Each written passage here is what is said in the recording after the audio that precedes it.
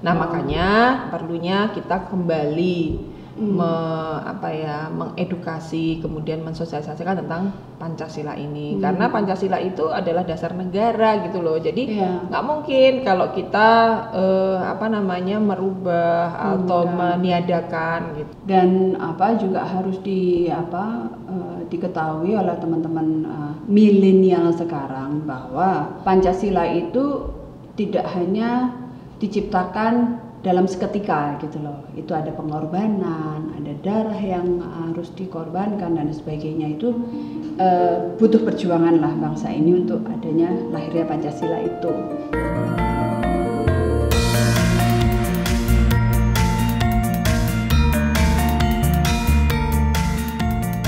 Salam Rahayu, kembali lagi di podcast Rembuk Rasa Putri Kedaton. Para pendengar podcast nyadar nggak nih? Jadi sejak tahun 2016, tanggal merah di kalender tuh tambah 1. Kira-kira apa? Ya nggak tahu sih berapa banyak yang bisa nebak, cuma berdasarkan keputusan Presiden nomor 24 tahun 2016, Presiden Jokowi menetapkan 1 Juni sebagai hari lahir Pancasila. Jadi kalau ngomong-ngomong tentang Pancasila nih, kan sejak SD kita diminta menghafalkan bunyinya nih. Tapi sebenarnya sejauh mana masyarakat Indonesia itu memahami atau lebih lagi mengamalkan Pancasila. Jadi kali ini saya GKR Hayu bersama GKR Mangkubumi dan GKR Condrokirono. Kita akan ngobrol bareng hal-hal berkaitan dengan Pancasila. Jadi ikuti terus dan jangan kemana-mana. Halo Mbak Mangku dan Mbak Kirono, apa kabar? Baik. Untuk Mbak tuh ngaruh nggak tanggal 1 Juni jadi tanggal merah tuh? Kita nggak pernah ada tanggal merah ya. Kita semua hitam, yang merah-merah juga hitam semua. Minggu ini aja hari rapat kita juga ada berapa rapat? 3? Ya, 3. Nggak tahu minggu besok. Kalender merah itu hanya jam 12 malam ke atas. Sampai jam 5 pagi. Itu pun kadang enggak. Kadang enggak. Jangan curhat, ini masalah ini Hari Pancasila. Oh iya. Jadi kalau menurut Mbak, jadi sebenarnya kalau untuk Mbak kan jadi nggak hari libur nih. Tapi seberapa penting Hari Pancasila ini ditetapkan sebagai hari libur? Mbak Mangku? Oke. Nah, kalau kita bicara Pancasila itu ya tentunya kita mengingat pada waktu Indonesia berdiri. Gitu. Yang dulu digaungkan oleh Soekarno gitu ya. Nah, kenapa hari lahir Pancasila ini tentunya dicetuskan Pancasila pada tanggal 1 Juni 1945 oleh Bung Karno. Yang saat itu tuh ada sidang Badan Penyelidik Usaha Persiapan Kemerdekaan Indonesia. Jadi yang disingkat BPUPKI. Nah, saat itu Pak Karno itu belum menjadi presiden gitu. Tapi tentunya untuk membuat suatu negara semuanya harus dipersiapkan. Nah, termasuk juga simbol dari negara dan juga berpidato menyerukan tentang Pancasila gitu. Nah, mau sedikit menambahkan apa yang Mbak Mangku sampaikan tadi ya. Pancasila itu kan yang dimuat dalam teks pidato Bung Karno saat itu masih dalam bentuk usulan, bukan Pancasila yang selalu disuarakan anak-anak sekolah saat upacara bendera saat ini gitu. Nah, yang menarik menurutku karena Pancasila ini lahir dari kearifan lokal dan keanekaragaman budaya yang ada di Indonesia itu sendiri gitu. Baik. Ya, jadi ini ceritanya Mbak tuh agak-agak curhat karena bagian yang menjadwalkan taping podcast itu saya dan biasanya itu hari Minggu, jadi kira rada nyindir gitu, maksudnya minggu-minggu disuruh kerja gitu toh. Ya, lanjut cerita yang Pancasila. Mbak kan tadi sempat ngomong kalau Pancasila lahir dari kearifan lokal. Ya. Nah, ini maksud, what the maksud? The maksud itu, jadi gini, kata Pancasila itu tertulis di kitab kuno loh, ya kan? Nah, pertama kali ditemukan itu di kitab Sutasoma, ya kan, karya Empu Tantular. Berarti di zaman Kerajaan Majapahit abad 14 kalau nggak salah, Dalam kitab Sutasoma itu, Pancasila merupakan istilah yang menunjukkan sebuah batu dengan 5 sendi yang merujuk kepada 5 norma kesusilaan. Nah, antara lain 1, dilarang melakukan kekerasan. Lalu 2, dilarang mencuri. 3, dilarang mendengki. 4, dilarang berbohong. 5, dilarang mabuk minuman keras. Nah, norma-norma tersebut sebenarnya merupakan etika hidup yang diajarkan oleh eyang-eyang kita dulu, ya kan? Jadi, secara filosofi, Pancasila itu tuntunan hidup bangsa Indonesia udah sejak dulu gitu. Nah, memangku mungkin ada yang mau nambahin gitu?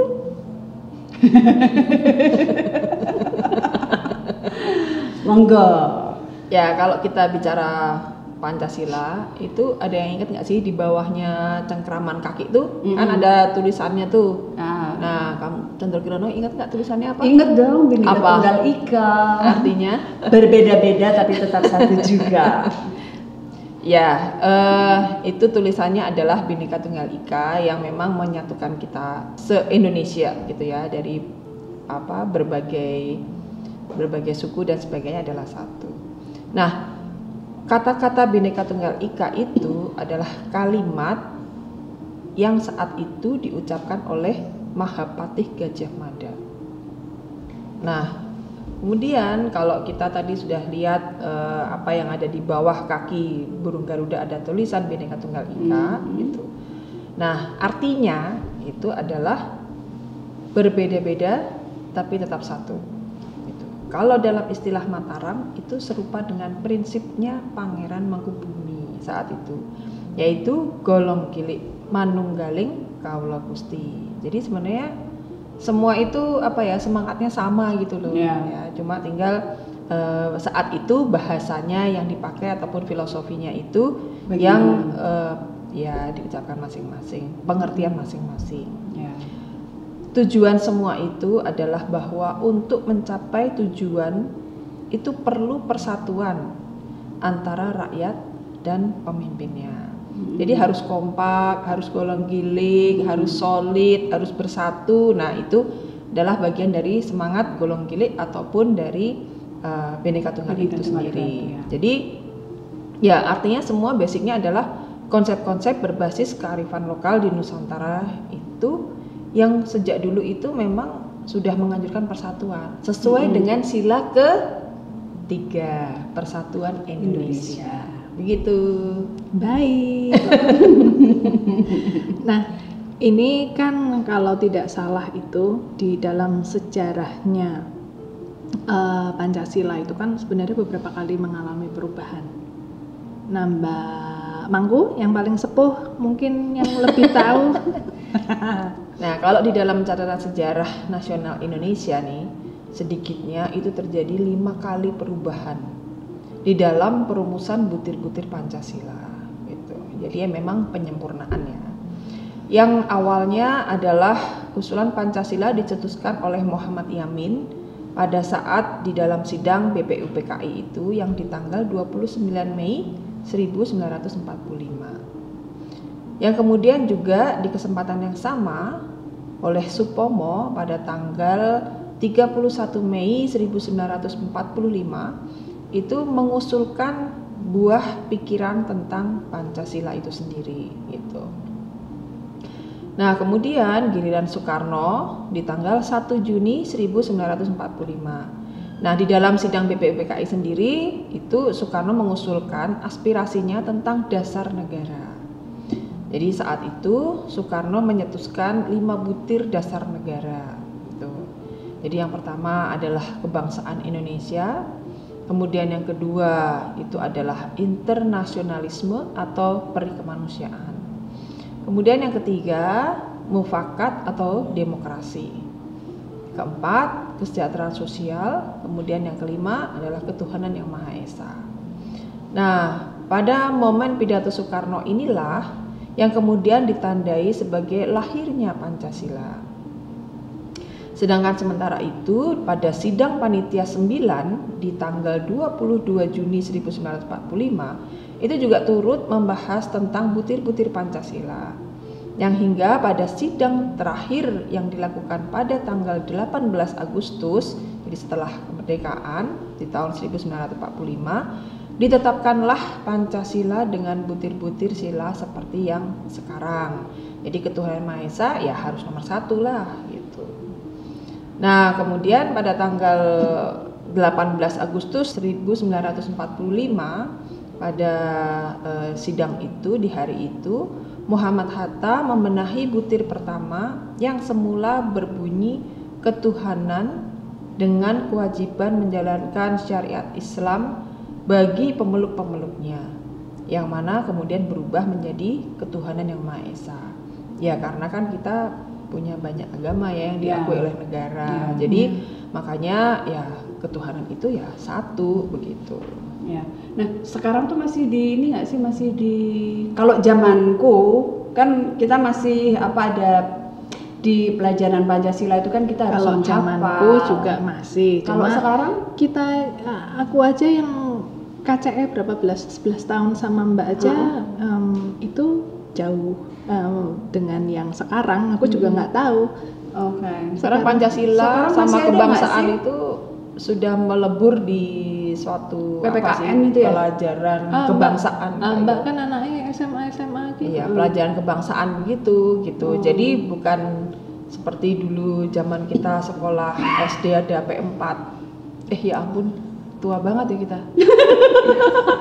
Nggak, soalnya aku ingat dulu gini. Zaman P4. Jadi aku ingat banget dulu itu kalau mau pelajaran dulu kan PMP kalau nggak salah ya namanya kan. PMP.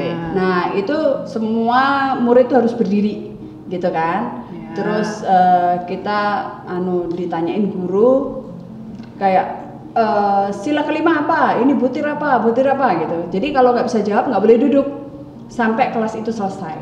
Terus Mbak boleh duduk nggak? Boleh duduk dong. Sambil Mendekati istirahat supaya boleh duduknya.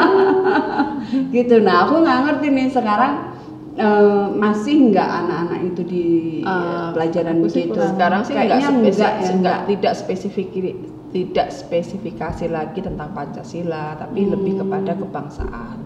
Nah makanya perlunya kita kembali mengedukasi, kemudian mensosialisasikan tentang Pancasila ini, karena Pancasila itu adalah dasar negara gitu loh. Jadi nggak mungkin kalau kita merubah atau meniadakan gitu. Itu lambang negara loh.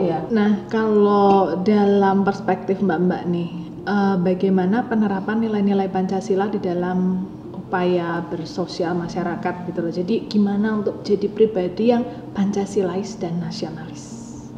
Ya sebenarnya kalau kita memahami betul dari sila-sila tersebut, itu sebenarnya nggak susah dalam menjalankan di dalam kehidupan gitu. Nah utamanya ya memang kita harus menjunjung tinggi Indonesia, menjunjung tinggi di mana kita berada gitu. Kemudian memang diperlukannya rasa persatuan, itu paling penting. Kemudian yang sila keempat yang menjadi demokrasi. Jadi musyawarah itu kita kembalikan yuk gitu. Musyawarah itu kita kembalikan menjadi suatu hal yang paling utama. Karena kita sekarang lebih kepada voting gitu loh. Kan harusnya musyawarah lah kayak itu. Voting dan ego. Nah, keindonesiaan lah kita kembali ke dengan rasa kebangsaan itu ya kita kembalikan musyawarah itu menjadi jalan yang lebih baik gitu. Mbak, tapi yang dikedepankan musyawarah untuk mufakat, ngurusi orang banyak tuh ya angel ya. Orangnya 10 pendapatnya maunya ya 10 ya. Iya, tapi kan masalahnya sekarang apa-apa sedikit-sedikit voting. Jadi nggak kebiasaan rembukan. Nggak biasaan rembukan. Jadi akhirnya ego. Iya gitu. Kenapa Mbak, ada yang mau ditambahkan? Jadi kayak sekarang kayak gotong royong, mungkin kita masih merasakan kalau kita hidup di daerah ya. Cuman kalau misalnya di kota atau mungkin kan agak berkurang sifat gotong royong. Kalau iya di sih, nek nggak kenal tonggone gitu kan. Iya, nggak kenal tetangganya, individunya terlalu tinggi sekarang. Tapi ya kadang mau kenalan sama tetangganya ya, kalau kerjanya juga dari pagi sampai malam gitu kan ya itu aku ngerasainnya dulu di Jakarta sih. Soalnya jam 9 pagi baru pulang dari kantor. Oke. Masuknya jam berapa? Jam 1 siang, nanti pulangnya jam 9 pagi lagi. Ya itu nasib kamu lah. Nah, ini kalau dari perspektif organisasi nih, bagaimana nilai-nilai Pancasila tertanam dalam organisasinya Mbak Mangko, Mbak Kirono? Mungkin Mbak Mangko di Pramukanya, Mbak Kirono di Karang Tarunanya gitu? Ya, kalau di Pramuka itu ya lagunya aja udah kita ini adalah manusia Pancasila gitu. Jadi ya harus hafal gitu. Apalagi adik-adik dalam upacara itu harus hafal loh. Pancasila, undang-undang itu membacanya nggak pakai buku, gitu. Nggak baca gitu. Hafal Pancasila. Nah, tentunya juga Trisatya dan Dasa Dharma itu juga semua mencerminkan dari Pancasila itu sendiri gitu, yang memang mengedepankan karakter dan sifat-sifat benar-benar keindonesiaan. Karena ya di Pramuka itu ya kita memang menjadi manusia Pancasila ya karena memang kita memahami betul bahwa Pancasila adalah lambang negara dan dasar negara juga gitu, yang nggak mungkin lah kita ubah-ubah, kita lupakan dan sebagainya gitu. Oke, baik. Karang Taruna gimana? Jadi gini, kalau di Karang Taruna itu kan kita menanamkan semangat gotong royong dan kepemimpinan dan nasionalisme gitu.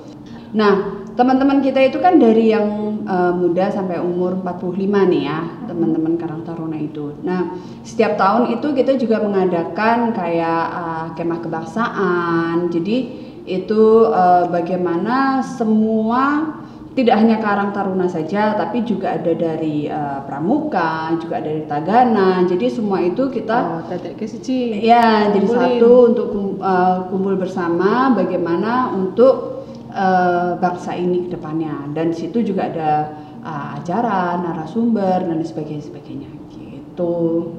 Oke. Nah, ini pertanyaan yang terakhir.